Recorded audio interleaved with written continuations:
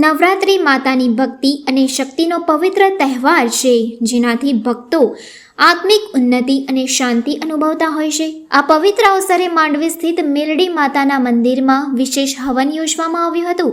હવનમાં મોટી સંખ્યામાં ભક્તોએ હાજરી આપી હતી, દર્શન કર્યા અને ધન્યતા અનુભવતા ભાવના વ્યક્ત કરી હતી. ભક્તો માટે સુખડીનો પ્રસાદ પણ વિતરિત કરવામાં આવ્યો હતો.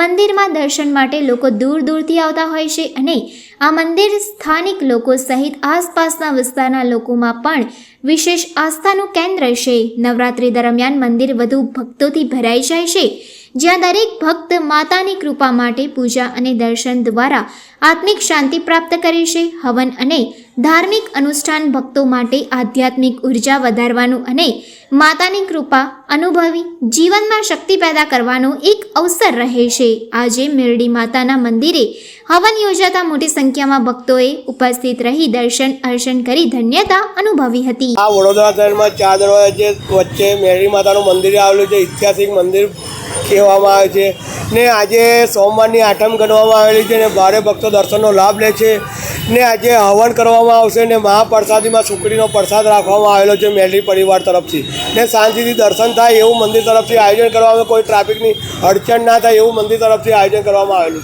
છે. બીજા લોકોએ તિથિ પ્રમાણે કાલની મંગળવારની આઠમ ગણવામાં આવેલી છે. અમારે આજે અમે 8 દિવસ પૂરા ગણવામાં આવે છે મેરડી પરિવાર તરફથી, એટલે આજે અમે સોમવારની આઠમ ગણવામાં આવેલી છે.